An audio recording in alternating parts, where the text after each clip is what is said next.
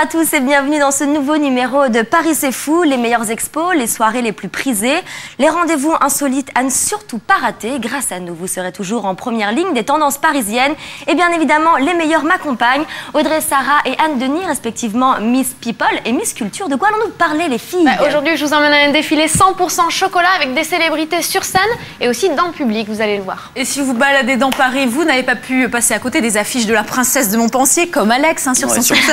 Chaque fois, je le Une vois. adaptation d'une nouvelle de Madame de Lafayette. On est en 1562. C'est avec Marie de Mézières, alias Mélanie Thierry, et avec Gaspard Ulliel.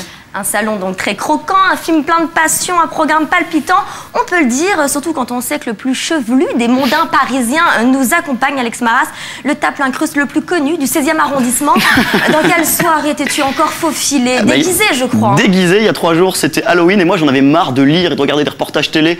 À chaque fois, le constat était le même. Halloween, on le fête aux États-Unis, mais en France, personne fête Halloween. Et ben moi, je vais vous prouver le contraire. On a bien fêté Halloween, c'était à l'Arc, c'était dément, les images tout à l'heure. C'est pas nouveau, hein. Halloween, ça se fait quand même depuis je peux dire qu'à Paris, là, il y a eu beaucoup d'articles et beaucoup de sujets dans les JT qui disaient qu'en France, on ne le fêtait pas. Eh bien, c'est faux. Ils ont tort. On verra ça, la fête de la citrouille tout à l'heure. Allez, place à notre invité à présent. Avec plus de 15 millions de livres vendus, il est l'un des auteurs français contemporains les plus lus du monde. Depuis la trilogie de désormais mythique Fourmis, ses romans déferlent les passions et les polémiques. Et oui, Bernard Werber ne laisse pas indifférent. Attention, dans son dernier roman, Le rire du cyclope, il s'attaque même à la plus belle arme de séduction qu'il soit, l'humour. Merci beaucoup d'être avec nous, Bernard. Alors, on peut se tutoyer parce qu'on se connaît un petit peu, hein. On va jouer la carte de la franchise. Oui, bon, Anne, tout de suite. Ils ont même joué au loup-garou ensemble. Oui, bon, ça va, les anecdotes. On va arrêter là, Alex. Donc, déjà, pour commencer, Bernard, est-ce que tu es d'accord avec moi pour dire que l'humour, c'est la plus belle arme de séduction qu'il soit? Oui, non seulement c'est la plus belle arme de séduction, mais c'est aussi la plus belle arme de spiritualité. C'est amusant quand on circule en Asie, ils ont tout le temps des grands bouddhas rigolards, et c'est censé être leur divinité. Et de même en Thaïlande, ils ont des divinités rigolardes. C'est ce qui manque un peu en Occident, c'est-à-dire une vision de la religion avec un grand sourire et on se marre. Je crois qu'au plus haut niveau d'intelligence, en fait, on rit. Et c'est peut-être pour ça que ça peut servir de séduction pour plaire aux femmes, c'est les faire rire parce que précisément elles aiment la spiritualité. Donc c'est le thème de ton dernier roman, Le rire du cyclope, avec une question omniprésente derrière une enquête policière, parce que c'est un polar, hein, on peut le dire. Pourquoi rions-nous et peut-on mourir de rire? Alors qu'est-ce qui t'a donné envie, à la base, de traiter ces sujets, ce thème, ces questions? Un mystère, c'est d'où viennent toutes ces blagues, ce qu'on appelle les blagues carambars, les blagues de fin de dîner. Vous savez qu'il y a toujours quelqu'un qui arrive et qui vous raconte la bien bonne blague. Bien bonne. Voilà. Et je me suis dit, qui c'est qui a inventé cette histoire? Parce qu'il y en a qui sont vraiment très réussis. Et très précises aussi. Oui, très précises, avec des personnages, il y a une mise en scène. Et créer un art qui ne se perde pas alors que c'est raconté de bouche en bouche, je me suis dit, c'est vraiment, en fait, c'est des petits écrivains qui ont dû forcément écrire ça quelque part, et on ignore leur nom.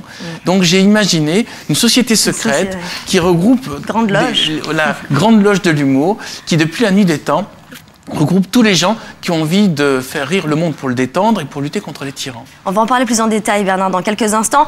Quel est ton plus grand péché? J'espère que tu vas me répondre pour ma transition. Un péché. Hier, je me suis gavé de chocolat et j'ai culpabilisé, donc je sais que... Il est parfait, Bernard.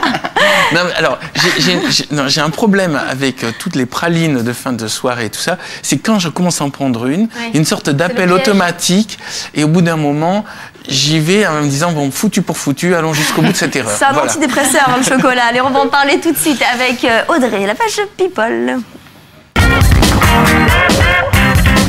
Alors Audrey, fais-nous saliver de plaisir. Et oui, c'était la 16e édition du Salon du chocolat à la porte de Versailles. Donc je vous emmène plus précisément au défilé Tendance Chocolat qui est chaque année très très attendu puisqu'on voit des célébrités sur scène et aussi dans le public. Regardez ce défilé. Donc les célébrités ont joué les mannequins d'un jour pour présenter des robes en tissu et aussi en chocolat bio avec par exemple Nubia Esteban, c'est la fille de Lio, Rebecca Hampton de Plus belle la vie ou encore Marie-Amélie Seigné, la petite dernière du clan Seigné. Et puis il y avait un seul homme sur scène que vous allez voir, c'est Franck Leboeuf qui était pas peu fier d'être le seul Spartacus. homme sur scène.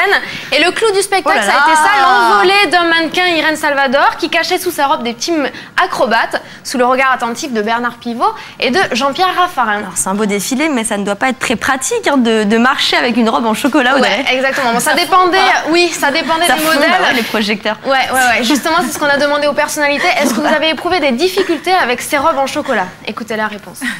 Non, parce qu'on est vraiment très bien dans cette robe et elle a fait tout pour que je sois à l'aise, donc il n'y avait pas de difficultés particulières. Très à l'aise, à part que c'est en train de fondre avec la lumière. Je vais bientôt être tapissée, mais sinon ça va. Ah non, pas du tout, parce qu'elle était très agréable à porter. Il y avait des chocolats sur les manches et dans les cheveux. Et non, pas forcément. Non, elle est bizarrement très confortable. J'aurais presque gardé. J'aimerais vous dire très bien, mais en fait il y a du plâtre en dessous, donc c'est pas très facile à porter. Mais on a bien réussi à faire en sorte que je sois à l'aise dedans, et c'est ce qui est important. Alors, est-ce qu'elles ont résisté au chocolat qu'elles portaient sur elles ou est-ce que croquaient la manche un petit peu? Ouais, c'est vrai qu'elles étaient très tentées. Justement, on leur a posé la question. Alors les filles, êtes-vous tentées par le chocolat que vous portez sur vous? Réponse. Ouais, je peux même le faire. Je vais aller sur le stand goûter, ce sera meilleur. Non, j'ai juste croqué l'éventail. Je l'ai croqué, c'est du chocolat, il était très bon, je suis ravie, voilà. Mais à la fin, on en a enlevé quelques-uns et on les a mangés derrière. Je suis tentée tous les jours, à tout moment, tout le temps. Alors, lequel je vais prendre? Voilà. Alors, Franck Leboeuf était le seul homme à défiler. Non, mais il était hyper content. Vous allez le voir dans l'interview. On lui a demandé ce que ça lui avait fait de partager la scène avec toutes ces femmes en chocolat. Je crois qu'il était ravi. Écoutez. Vous pensez quoi?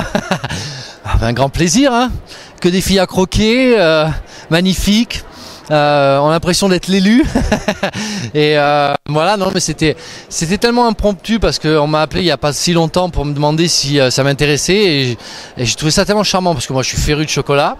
On m'a dit que j'allais être le seul mec, donc mon ego et mon narcissisme bien sûr ont été très flattés, donc voilà, je prends.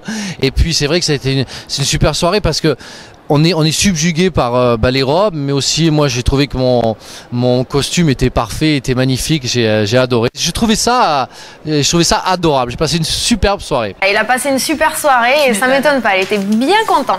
Merci Audrey. Alors pour en revenir à la spécialité, à la base, Audrey elle s'intéresse plus aux people. Hein. Là c'est un peu plus chocolat, mais bon. Quelques personnalités. C'est vrai, il y avait quelques personnalités. Alors même si tu as une très grande notoriété en France, tu es une véritable star dans d'autres pays. Et surtout en Corée. Comment tu l'expliques? Alors tu vas me dire nul n'est prophète en son pays, oui, mais il y a bien une explication plus précise. Pourquoi les Coréens...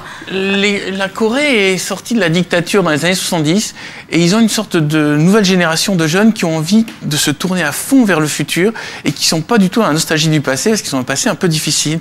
Et cette génération est en train de prendre le pouvoir et ils poussent le pays en avant. Et cette génération se reconnaît un peu dans mes livres et donc du coup chaque fois qu'un de mes livres sort, voilà, il y a tout un boom autour de ce travail.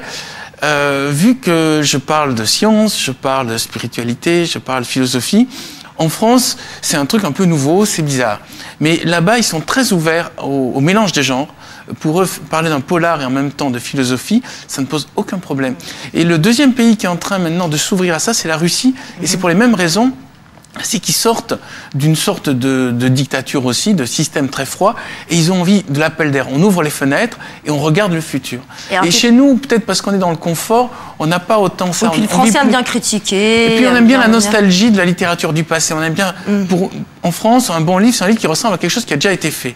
S'il n'y a pas de repère, il se dit c'est un truc bizarre à côté. Donc moi, ça me plaît bien cette place, d'ailleurs, bizarre à côté. Ça touche plutôt les jeunes. Et je crois que pour être innovant, il faut sortir du système. Donc je suis en dehors du système et j'en suis très content. Très content. Et ben nous aussi, d'ailleurs. C'est ça, c'est pas mal. Ouais, 35 langues, c'est pas mal. Allez, place au vote. Il faut voter maintenant. Alors, pour le chocolat? Voilà, un peu à la folie, pas du tout. Bon, on va pas hésiter. On va découvrir les votes en images en quelques secondes. Qu'avez-vous pensé de ce salon? Auriez-vous aimé y assister? On regarde le résultat de vos votes tout de suite en images, s'il vous plaît, monsieur, mamie. À la folie, carton plein pour le chocolat, bien évidemment. C'est un petit peu le péché préféré des Français. Ah oui, pour le chocolat déjà. Le défilé, peut-être un peu moins, mais pour les acrobaties qu'il y a autour. Il y a une académie de cirque qui est le Cirque Fratellini, qui est un super cirque, des circassiens, qui font plein d'acrobaties. Et juste pour ça, je suis assez admirative. Tu y es allé, toi? Ouais, j'y suis allé. Moi, je fonds à la folie. Je fonds littéralement pour la belle chemise en fleurs de notre amie Audrey aujourd'hui. Oui, non, mais on vote pas sur la chemise en fleurs. J'étais au salon du chocolat. Il y avait mon amie Victoria Montfort que vous découvrirez dans Pékin Express samedi, qui était là et qui a défilé. Tu fais de la pub maintenant oui, pour oui, nos chaînes. parce que c'est une de mes amies qui commence dans le métier et vous verrez qu'elle s'en sort plutôt bien. Et dernière petite chose qui était très drôle, c'est qu'il y avait Bernard Pivot qui était à ce défilé. Et Bernard Pivot, il y avait les caméras du petit journal qui étaient juste à côté de lui. Alors il faisait hyper attention à chaque fois qu'il y avait une fille qui passait. Il essayait d'être neutre, mais on arrivait quand même à voir quelles étaient ses préférences. Et c'est les brunes. Très bien. Bernard, je crois que c'est un de tes plus grands regrets de ne pas savoir cuisiner. En tout cas, c'est ce que tu disais à l'époque. Est-ce que ça a changé? Oui, c'est un projet pour plus tard. Je vais m'intéresser au vin et à la nourriture. Mais oui, parce qu'il faut prendre du temps, il faut être patient. Je suis un grand impatient. Dès que ça commence, j'ai envie que ce soit fini et après, j'ai pas envie de nettoyer. Ouais. Je crois que c'est le problème de beaucoup d'hommes. Faire la vaisselle après avoir tout préparé, c'est une horreur. Mais l'idée de mélanger deux produits, de regarder quel goût ça a, ça m'intéresse. Ce passage m'intéresse. Et puis, faire le marché. Mais c'est un truc à développer plus tard. Quand on fait un roman, quelque part, on achète des ingrédients. On mélange aussi des ingrédients, on ne les achète pas. Et on regarde comment ça se mélange aussi. C'est pour ça que tout travail de chimie me semble en rapport avec le travail de romancier. Allez, on va reparler de ton livre 5 étoiles. Ce qu'elle le dire. Alors, avant que tu nous racontes l'histoire, pour tous ceux qui ne l'ont pas encore lu, est-ce que toi, déjà, on peut te qualifier comme quelqu'un de bon public? Est-ce que tu ris facilement ou est-ce que tu es un petit peu comme un de tes héros, un des enquêteurs, Isidore, qui lui est plus sceptique face à l'humour, qui trouve que de rire du malheur des autres, de la faiblesse, ce n'est pas digne d'un être évolué? Alors, c'est simple, il y a la première blague. Une fois que j'ai rigolé à la première blague, tout le reste vient. Je me rappelle d'une fois, j'avais découvert pour la première fois Sacré Graal de Monty Python. Je regarde le générique, donc je me dis, mais c'est pas possible, c'est complètement dingue. J'ai commencé à rire, et pendant 1h30, je n'ai pas cessé de rire. C'est le premier décollage, la première étincelle, une fois qu'on l'a... mais c'est adorable, c'est très agréable de rire. Enfin, une personne qui vous fait rire vous fait un superbe cadeau. Donc oui, je suis très bon public et j'attends qu'on me fasse rire tout le temps. Mais pour faire rire, il faut qu'on me surprenne. Et je crois que c'est la base de l'humour. L'intelligence, et généralement, quand même, l'humour est lié à l'intelligence. Hein. C'est un synonyme de l'intelligence. L'humour facile ne pas...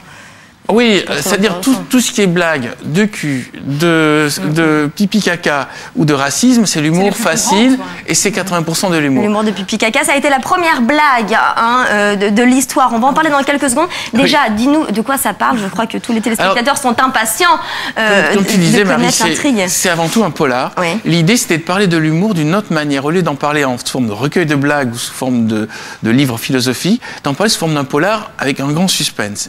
La première scène, c'est en effet un grand humoriste qui meurt tout seul dans sa loge et qui meurt de rire. Et à ce moment-là, Isidore et Lucrèce, mes deux enquêteurs, essaient de savoir est-ce qu'on peut mourir de rire et est-ce qu'il existe une blague qui, lorsqu'on la lit, tue de manière organique. Et donc, est-ce qu'on l'a tué aussi? C'est une des questions que... Est-ce qu'on l'a tué? Et pourquoi on l'a tué?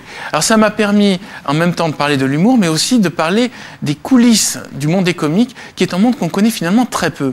Parce qu'il y a trois groupes, il y a l'aristocratie, il y a la bourgeoisie, il y a la plèbe.